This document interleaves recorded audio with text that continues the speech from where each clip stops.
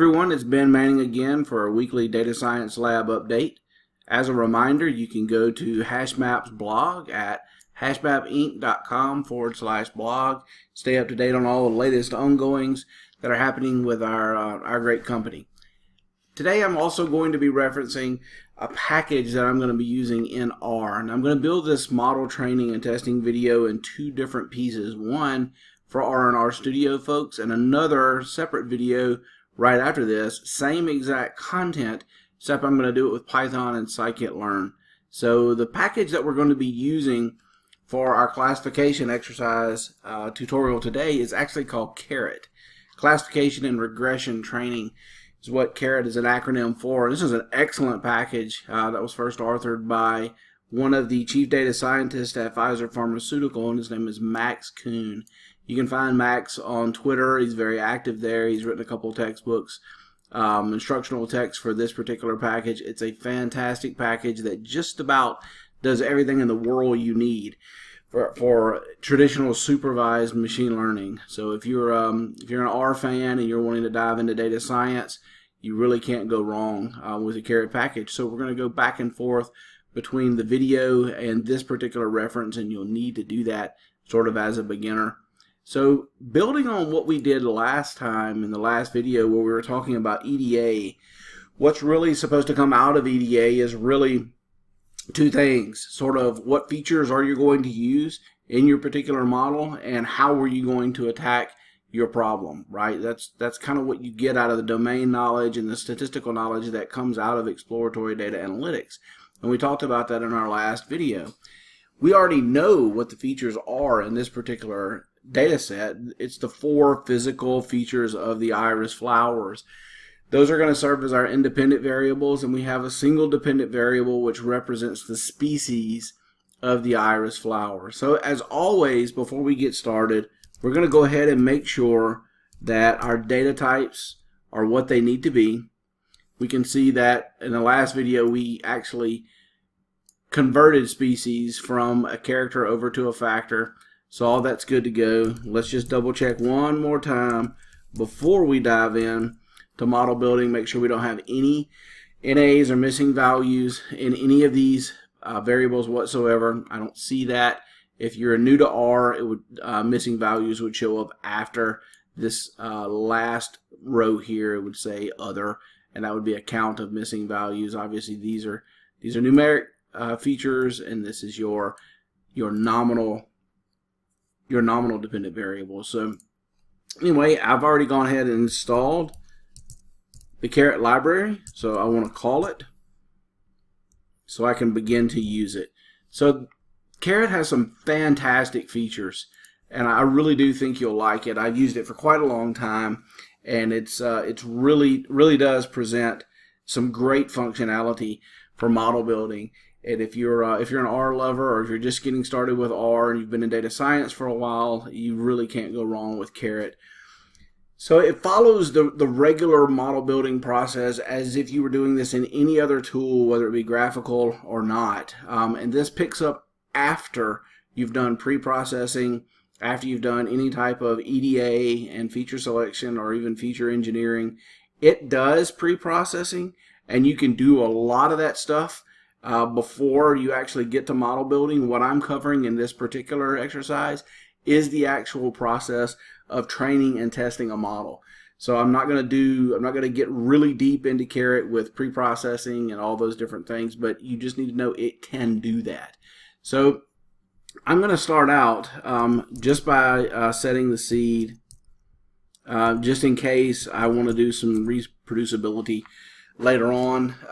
Some of my random number generation functionality will still work the same if I pass this along to somebody else, or if I do something different to the data and maybe move on to a different algorithm. Doesn't necessarily mean I'm using something like random forest down the road, but I'm certainly going to be defining a split or a test and train set, so I want to make sure that happens the same way every time.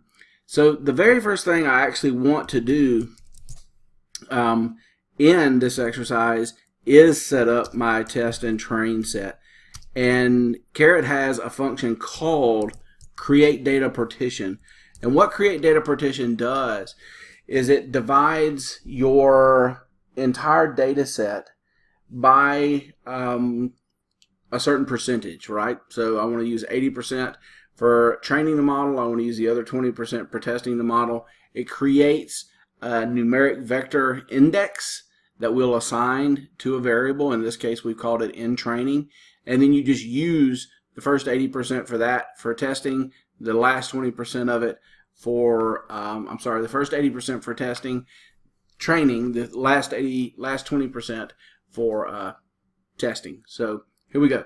So we've got create data partition. The only thing I actually need to do here is let Caret know what my independent variable is. That's what it's looking for. It also wants to know what percentage of the data I want to use for training. And then the last thing I actually want to do is I want to prevent this from actually building any type of a list. So there's in training. So the next thing I'm going to do is just go ahead and set up a training set based off of this in training. So I can pass iris here and then just in training. Here it is. I want to use everything on the first half of that for training, and I'm going to actually just repeat this but modify this in just a little bit. So we use this piece for testing. Now notice all I'm doing here is using the first half or the first 80% that Create Data Partition has set up and referring to it as in training. That's using for set aside for training, and then we've got the second piece of that, which is the last 20% set aside for testing. Now if I look at that, you want to take a look at that, you can, right? You would just use summary.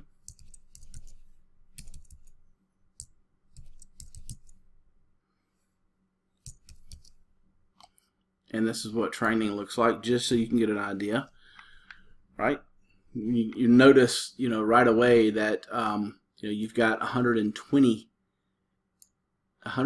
different not classes, but 120 different observations in this. There's 150 total, right? So that ought to give you a good idea of what of verifying that percentage is actually correct. So this should have the last 30 in it. So there's your summary for training. There's your summary for testing. So now we're good to go. So the next thing I actually want to set up is some sort of way to control how the training happens, right? Now, this doesn't necessarily have to happen. Some people watching this video that are more experienced are going to go, why are you doing cross-validation if you've already divided your training up into testing and training sets? And that's a valid point, right? Generally, if you have a separate test for training and a separate test for a separate set for testing, you generally don't have to do cross-validation. I like to do cross-validation on my training set regardless. Now in this case I do have a small training set, so the only argument there you can make is, well, Ben, you're taking out a lot of your data for training. It's a good practice. It's a good practice to just use cross-validation. If you're unsure of some ordering or you want to just double down to make sure that random stratification is happening, cross-validation would definitely ensure that happens, even though it's pulling out a little bit more data than is needed. I go ahead and do this. In any case, you don't have to do this here, but it's a good way to use or understand train control. Train control in Caret does exactly what it sounds like it does. It controls how the model actually trains. This is not where the algorithm or anything like that gets passed. This is just anything we need to do to control training. That's why cross-validation is here, right? You can do other things too, like are you using an actual grid for your training hyperparameters, and are you passing those manually, or are you letting Caret do some type of an auto tune similar to what scikit-learn will do? So in this particular case, all I want to do is set up my tenfold cross-validation. You know what, I'm just going to copy and paste this. I think it'll be a little bit quicker for the video. There it is. and it lets me specify how many numbers of folds I want and how many times I actually want it to be repeated, which is pretty good too. So last but not least, I'm ready to train. So you can see how quickly I'm actually getting to this point. Again, this data set is clean. We didn't have to do much to it. So the 80% rule, where you've got to do 80% of the work up front with cleaning, pre-processing, and EDA, all that's already been done. We're ready to actually train now.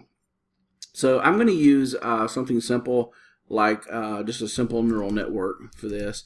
And if you've ever worked with me before or seen any of the other work that I've put out there, I like to use this sort of fit type nomenclature when I name my variables for training. And all it is you've got the name of the actual algorithm or the name of the type of model you're trying to build. This is something that I'm using for training, not predictions, and it's the first time I've actually used it. So I'm just going to name it MLP Fit 1 because we're just going to use a simple neural network for this. I'm going to use the train function in Caret. Obviously, this is where the magic happens. All I really have to do here is pass the dependent variable, and a tilde period will let Caret know everything else in the data set should be treated as an independent variable, because I'm just passing the simple dependent variable right there. Then obviously I've got to pass what I want to use for training. And here comes the interesting part. Here's method. I'm going to leave that alone for just a minute because I need to go ahead and pass train control. And we use that as fit control. So scrolling down just a piece here. So what is this method right here? Well, I haven't told Caret what type of algorithm I actually want to use for this. So I'm going to go back over here to the Caret reference. Here it is at this particular URL. I'm going to scroll down to train models by tag. And there currently, I think as of this, are over 200 and something models already built inside of Caret. I'm going to go down and find a neural network and go down and get just a regular MLP, just a simple multi-layer perceptron. And you'll notice the reference material says the method is MLP for that. And there are only one set of tuning parameters for it, and that's just the number of hidden units. I can actually leave this alone. I don't have to actually pass anything to this particular function at all. If I leave it empty, Caret will try its best to auto-optimize what that is or use a default for it in any case. So I know my method is going to be MLP, so I'm going to move this out of the way. I'm going to pass MLP to this. And now when I run this, a couple things are going to happen. If MLP is not already installed, Caret will ask me, do you want to install it? I've already done that, so I didn't get asked that this time. It will begin to run, begin to train the model, and it'll pop right back. You notice I already have an MLP Fit 1 variable in my global environment. So now if I go and I type MLP Fit 1, I get this really nice training summary that Caret produces for me. It tells me I used a multi-layer perceptron. There are 120 samples with 3 different classes. I didn't use any type of pre-processing, right? The type of cross-validation, which might probably overkill for this, tenfold repeated one time, summary of different sample sizes, and then that is Caret trying to ascertain, right, the hidden units. That's what the size is here. So notice it actually tried 3 different ones. It tried 1 hidden unit, 3 hidden units, and then 5, and it stopped when it figured it could not go any further. I can speed that process up. If this was a really large data set and I got some long training times, I could actually, I can pass that number of hidden units manually if I'd like to. Here I'm just letting Caret do the hard work for me, and it told me the final value for this model size was 5. I'm going to do this one more time, but this time, and this is where Caret really excels, this time all I'm going to do is change the variable name because I'm making a new one here, and I want to pass in a brand new algorithm. I'm just going to use K and N this time. Hit enter. It's not going to ask me to install it because I already have it installed. There's K and N fit 1. It's doing the exact same thing. Of course, I could have specified the K values for this, but I'm going to let Caret figure that out for me. Now I have 2 models built in just a few seconds, right? K and N has done the heavy lifting here. It's tried K of 5, K of 7, and a K of 9. Notice it went one further than it actually needed to with a K of 9. When it found out that there was no more optimization left, it's kind of using this as a loss function, right? In somewhat of a way. I'm talking about just from a catalyst, not from a functional standpoint. So it backed off and it used K equals 7 going forward. So now I can look at these 2 models side by side and I can ascertain which one I'd like to try to use to make predictions with, right? So it looks like K and N is actually the better model. So now all I'm going to do is establish a new variable called K and N preds. I'll go ahead and use the predict function and K and N fit 1 to make some predictions using my test set, right? So if I actually look and see what this looks like, you can see there are the classes that are being predicted. There should be around 30 of them in the test set, and those are the predictions that my model made, right? So now I need to actually see how well I did. One of the final things I want to go over for this particular video is something called Postresample, and you notice this is in Caret. So one of the questions I always get is, Ben, how do I know I'm overfitting, right? Well, I trained really well and I made predictions, now what, right? Well, I can go in and ascertain accuracy or RMSE, whatever kind of model you're building. I can do that measuring the difference between my predicted values and my ground truth, and that's what you're supposed to do, right? Well, Postresample does that in Caret for you. So all I have to do is actually pass my data frame that contains my my predicted values, and I'm going to compare it to the ground truth, which is obviously the dependent variable in my test set. And it comes out in the exact same metric as my training model, which is really good. I didn't have to go in and actually figure that out. These are the defaults. Accuracy and kappa are defaults for classification. If you want to do something like F1 score or sensitivity or specificity or any of that stuff, you can actually use that. RMSE and R squared are the defaults for your typical regression problems. So now I can compare my accuracy here of my trained model was around 98%. My accuracy here of my predictions was around 97%. They're almost identical, right? So that's, if I was overfitting, and again, this is a really tiny data set, but if I was overfitting, I'd expect a really large fall off when I actually compared my predictions to my ground truth. So anyway, that is model building in a nutshell with Caret, right? Very simplistic package, really straightforward. Use this a ton, and again, I didn't go into a lot of detail about what it will do. There are some excellent textbooks that Max Kuhn has written out there on everything in the world that Caret will do. If you need it for some very specific things, it will absolutely do some very specific things. But I wanted to give you just a quick and dirty rundown of how you do that in a simple classification problem to sort of cap off what we've been talking about in the last couple exercises building up to this point. So hope you enjoyed this. I'm going to do the exact same problem again in the next video. Same data set, but I'm going to do it with Python and scikit-learn. So keep an eye out for that. Once again, this is Ben Manning. I'm a lead data scientist at HashMap. Hope you really enjoyed this week's Data Science Lab. Hope to see you all next week. Be sure and smash that subscribe button if you want to stay updated on what we're doing here. Have a good day, everyone.